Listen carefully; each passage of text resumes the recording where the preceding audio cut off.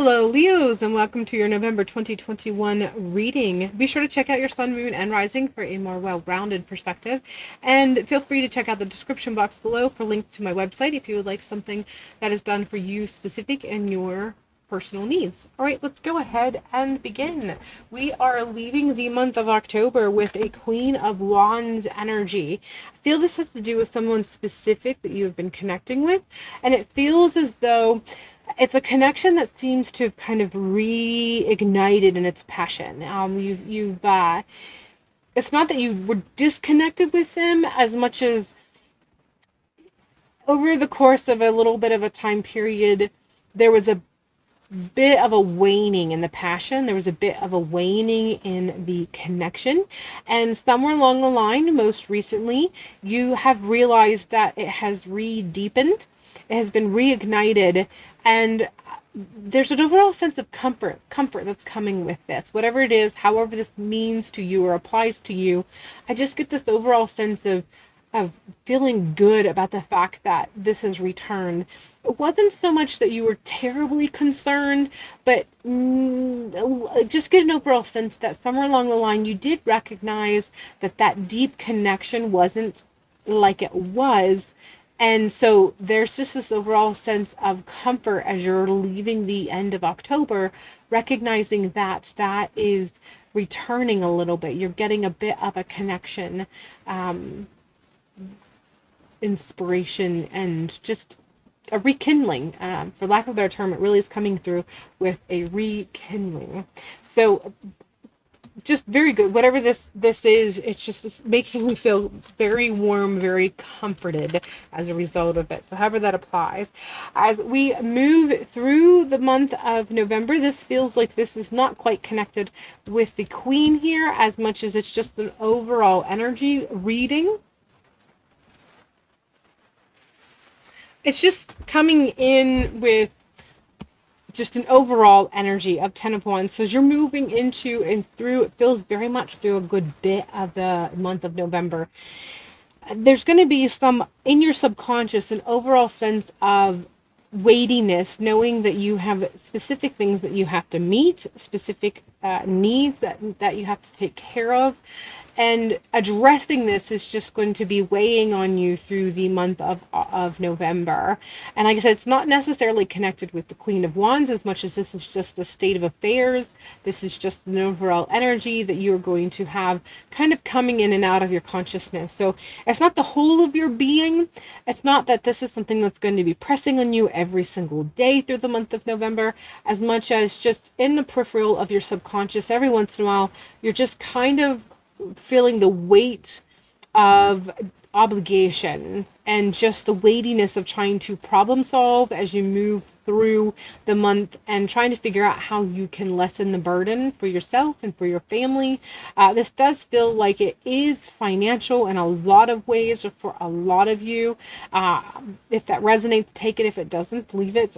Take whatever does. But definitely there's an awareness that sort of comes and goes and flows in and out through the entire month of November regarding obligations and just the burden, or feel it's the burden that comes with obligations whenever things aren't going smoothly. So maybe you're $5 short whenever you go to pay your bills, and then you need to put gas in the car, but you don't have quite as much as you need, or you wanted to take your spouse, lover, or a friend out for dinner, but you realize that if you did that, you can only order a salad, or whatever the case may be. It's just those tiny little things that kind of crop up when things aren't running quite as smoothly as they usually do or oftentimes do. So this is the sense that I'm getting as far as the 10 of Wands is concerned.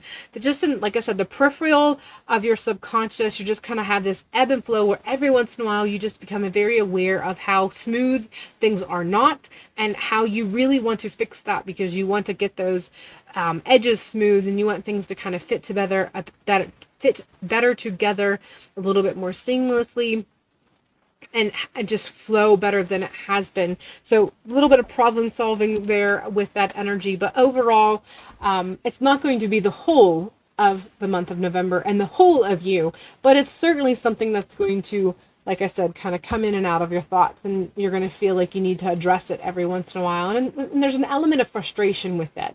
And again, that comes from a lack of ease. The sense of burden, the sense of struggle, the sense of frustration, it just comes with how it's not coming together with ease, and you feel like it should, and that's causing its own little ripple effect. But hopefully that all makes sense to you. Overall, just an ebb and flow of realizing that you want to problem solve because you want things to go smoother, and you're comparing it to other times where things were running smoother, and you're just trying to figure out how you can make that work, because circumstances have changed right now, and you're working with circumstances that are just bumpy, and you're just trying to, like I said, problem solve and work your way through that. As you move through the month, we have the Hermit card.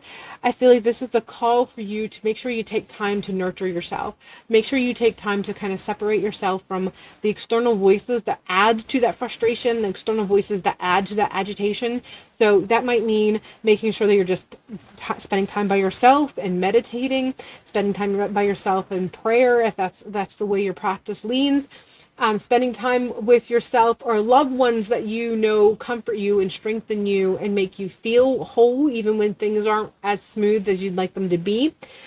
This might also mean turning off social media apps because of the agitation that you see, or because things that you see within the social media that kind of create agitation. You may need to find ways to separate from those. It doesn't have to be a complete cutoff. It doesn't have to be going away from cold turkey. You can just make sure you just tell yourself, okay, I'm only going to go on social media from this time to this time, or I'm only going to look at certain apps on these days, or I'm only going to read emails at 7:30 in the morning. I'm only going to watch news at 5 o'clock, and then I'm not going to watch any more news. What I watch from 5 to 6 is all I take in. I'm not consuming anymore.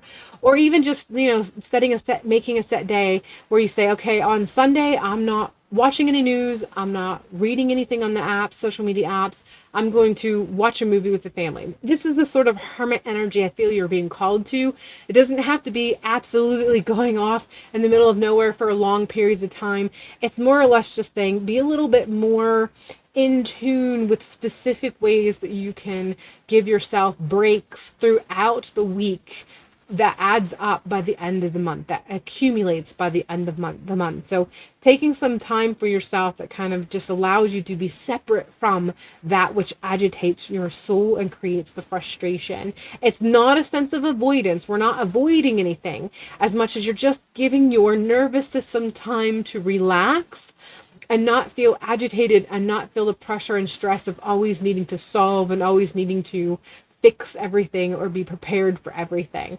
So again, it's not a means of avoidance as much as it's just giving yourself a break, mentally, physically, and spiritually. And overall, at the end of the month, it's going to accumulate to an overall break that's going to make you feel whole, more whole than you would if you didn't give yourself those pockets of time away from things that are really agitating you on a spiritual level, which then, of course, trickles in and bleeds into your internal and emotional, psychological, and potentially even physical aspects of self.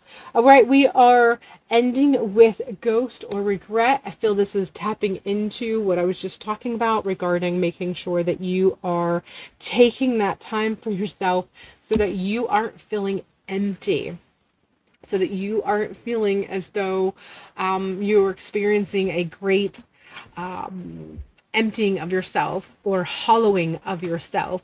So this is just kind of feeding into that need, and it's also kind of a warning that if you don't take those times to nurture yourself, if you're not taking those times to break away periodically, however you set the boundaries for those breaks is up to you, the way that you can best apply it to yourself. If you're not doing that, there's going to be sort of a hollowing that's going to happen that's going to make you feel empty as a result of it. And so the message with the Hermit card is so that you can avoid this ending the month of November just feeling like a shell of yourself. You're trying to avoid feeling like a shell of yourself. So make sure you are taking care of yourself through the month of November. Make sure that you are handling things the best you can. And when you feel like it is overwhelming, either make sure you are asking for help when it's necessary, or just allowing yourself to set the bundle down and take a break from it, whatever it is, so that you can replenish yourself, replenish your soul, nurture yourself accordingly. And again, that's that Hermit card message coming through. All right, Leo, that is all I have for you for the month of November. I hope you find time to take care of yourself and to love yourself. Be sure to check out your sun, moon, and rising for a well-rounded perspective. And be sure to check out the description box if you're interested in a reading that is specific to you and your needs. Other than that, I hope you have a beautiful month of November, and we'll see you in a future video.